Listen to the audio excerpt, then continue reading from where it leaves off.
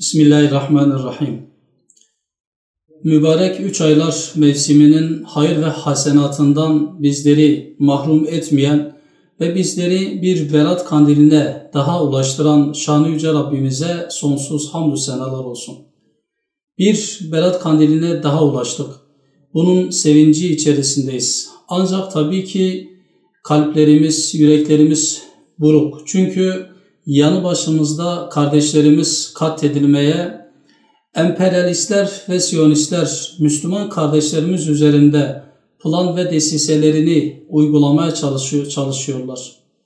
İnşallah bu mübarek gece özellikle Gazze'de mücadele eden direniş ellerinin gerçek anlamda zaferi elde etmelerine vesile olur.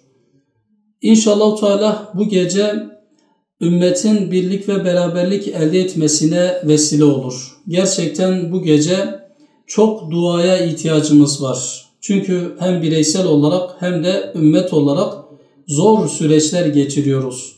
O yüzden af ve mağfiretin çok olduğu, Allah-u Teala'nın affı insanlar için af dileyen yok mu, beratını isteyen yok mu diye buyurduğu bir gecede bizler de Rabbimize ellerimizi açıp hem ümmet için ve bir bütün olarak da tüm insanlık ailesi için mübarek geceyi vesile kılarak Rabbimizden dualarda bulunmalıyız. Ellerimizi açıp Rabbimize münacat etmeliyiz.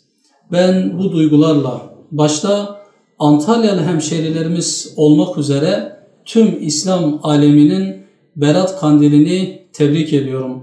Bu hayırlı gecenin inşallah Teala Müslümanların birliğine vesile olmasını diliyorum. Bu gece özellikle Gazze'deki Müslüman kardeşlerimize çokça dua edelim.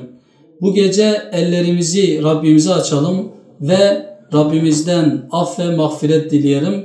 Ümmetin zalimlere karşı zafer elde etmeleri için Rabbimizden dualarda bulunalım. Allah-u Teala bu geceyi hayırlara vesile kılsın. Ben bu duygularla hepinizi Allah'a emanet ediyorum. Allah'ın selam ve rahmeti, bereket ve mağfireti üzerinize olsun.